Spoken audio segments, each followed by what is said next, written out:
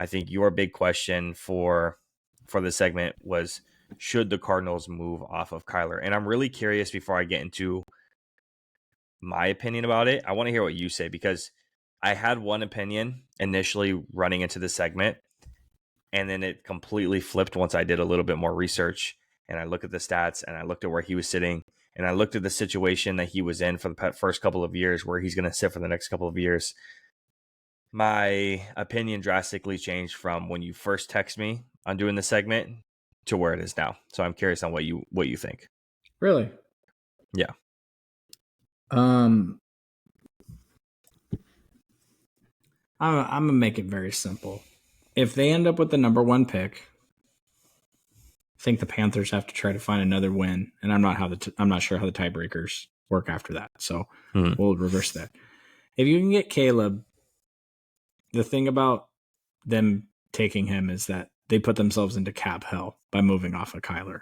Assuming you move off of him, maybe you keep him around for a year or two, put yourself in cap hell. But if you can get Caleb, maybe you take it. I don't think that the Cardinals. I think the Cardinals could take the number 3 pick, which is where they're sitting. So for the sake of this argument, we'll call it the number 3 pick. That's essentially Marvin Harrison Jr. Okay. Yeah. And you could trade that pick away and bring in a ransom, especially if the Patriots decided at this time that they weren't going to go with Drake May, and now Drake May and Marvin Harrison are sitting there. Patriots might do something weird, like take a tackle or something. That's projected to go in the 4th. Yeah, Cole Strange. I think if Caleb's there, you got to take Caleb. And I think you worry about it all later, because that's the next 10 or 15 years of your franchise. Who cares about cap hell for the first 2? Your team ain't good enough anyway. You're not good enough anyway. So they only got one offensive player that's really exciting. They got a tight end they took in the second round a year or two ago. That dude's a stud. But Hollywood Brown and Rondell Moore and Dort and all this other stuff, none of that's that impressive. James Conner's an OG. He's a beast, man. He gives the 49ers fits every time we play them. But if you can get Caleb, gave us issues. Yeah, if you can get Caleb, you take Caleb 100% of the time. How are you going to look back on this in a couple of years and be like, the 49ers really felt good about Brian Hoyer, so they decided not to take Patrick Mahomes because they might get Kirk Cousins the year after that. So they passed on Mahomes. They didn't even research Mahomes. Stupid. You don't do that. Like, if you believe he's clear and better than your pick that you have now, and Kyler Murray is undersized, he's small, he's going to continue to get hurt, you take Caleb. But if you're 2nd, 3rd, 4th, 5th, 6th, 7th, you stay with Kyler. The kid can play. He's proven it. He's come back committed to be more of a pocket passer, to try to not get his hurt and to use his legs to extend the plays as opposed to run. We've seen that in the last 5 games he's played. And you take Marvin Harrison as an elite wide receiver, or you trade that pick away and you bring back so many more picks, because there's a million different places the Cardinals can upgrade. And if you can trade away that number 3 pick and you could bring back a 2nd, 2/3, and 2/4, or whatever that is, and add 5 more picks. Depends if you believe in your front office to make those picks, but there's a lot of holes on that team. Marvin Harrison Jr. doesn't solve them all. Matter of fact, I'm not even sure if Marvin Harrison Jr. on that team moves the needle at all in terms of them trying to win the division next year or be in the playoffs next year. So yeah, I mean, if you can get Caleb, go with Caleb. But if you can't, I would trade away the pick and bring in whatever you can and cut the salary now and do it right. The problem is the Cardinals have the same issue that the Chargers do. They literally charge their players to-go boxes in their cafeteria when they come in and eat. And if they try to take food to go, they literally charge their players. I don't know if you know that. It's an absolute joke. The Cardinals are sneakily the number 1 ownership group that the NFL, if they could, would get out of the NFL. Wow. I think they'd like to get Mark Davis out of Las Vegas also, but they charge their players to-go boxes. Yeah, it is. We have a used car manager at work, and he's got I've called him like Friar Tuck, or the little dog from Little Mermaid that has the white hair over the front of his face. He's got the Mark Davis haircut also. So yeah, if I don't trust that ownership to do the right thing in any type of way, but the other thing is I don't think they're moving off of Kyler Murray because it costs them too much money. So, but for the sake of this exercise, if you can get Caleb, take Caleb. If you can't, I think you got to trade the pick, man. Get all those picks in and do what you can to restock the cupboard a little bit, because there's not a lot of talent on that team. There's like 0 talent on the defensive side of the ball except for Budda Baker. They took Isaiah Simmons a couple years ago because he was going to be the George Kittle stopper, and that didn't work out. So you do what you can to restock the cupboard because the talent is pretty bare. So Kyler has one winning season, and he's only played 2 actual full seasons. So 2 full 16-game seasons. A third one, he played like 14 games, and then this is his 5th season. So obviously we know he was out this season, and then last season he didn't have a full season as well. But that was the first thing I wrote down. I was like, see, I'm like, this is what I'm talking about. Not winning. This is an issue. But looking at from 2019 to 2022, he has improved in all grades, including throwing in a clean pocket, his standard dropbacks, early downs on no play action, and then throws at or beyond the sticks. He's improved in all grades. The 3 grades he's gotten worse in: under pressure, outside the pocket, and throws on third down, which a couple of those can be fixed, right?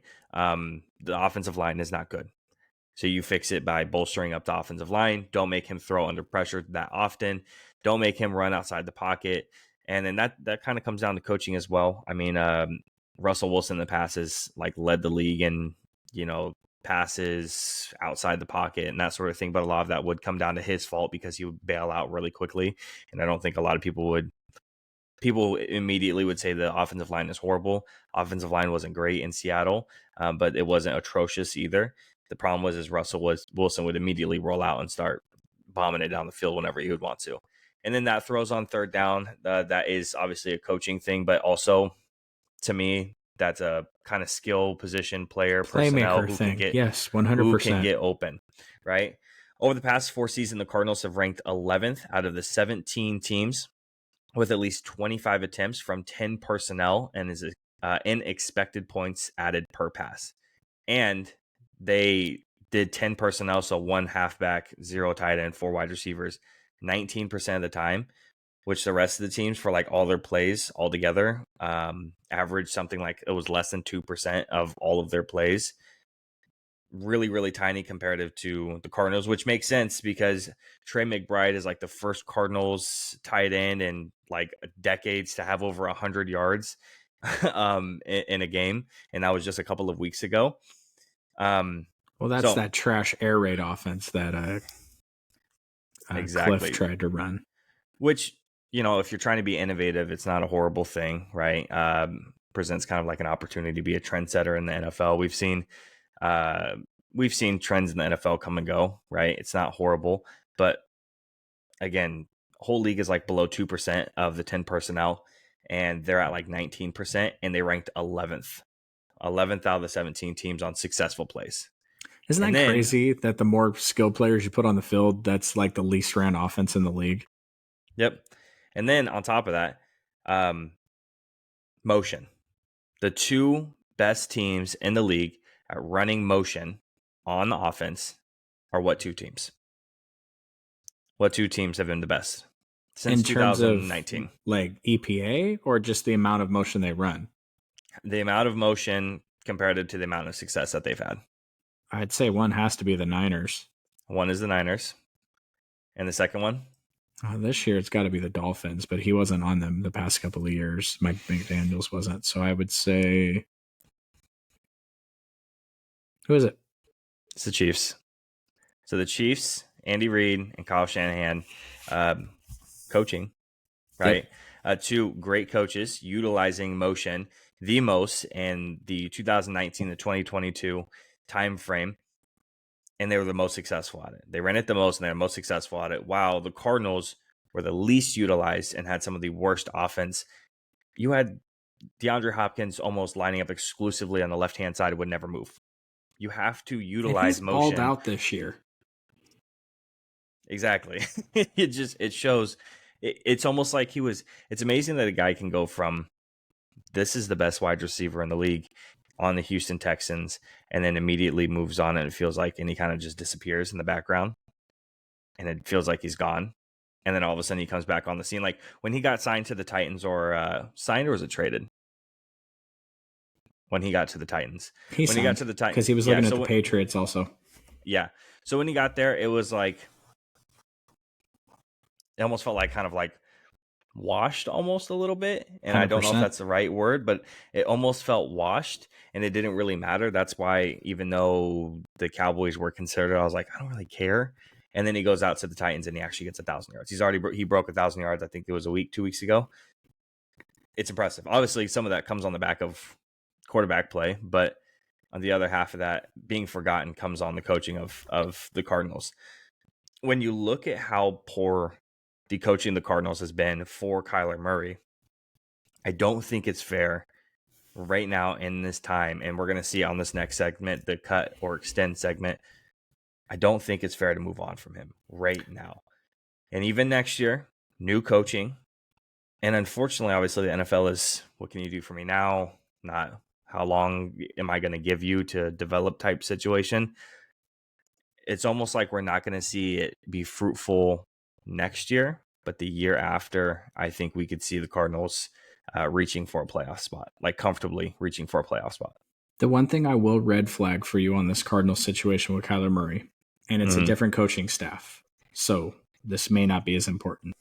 But Larry Fitzgerald retired before his career was over because he was sick of dealing with Kyler. And J.J. Watt walked away after having an amazing season because he was sick of dealing with Kyler.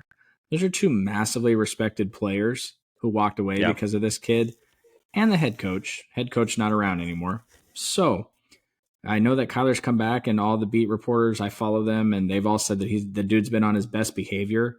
But we're also talking about the guy that has a steadying clause in his contract because he likes to play PlayStation too much. So is that going to be enough for the owner to choke down the bullet of his contract this offseason?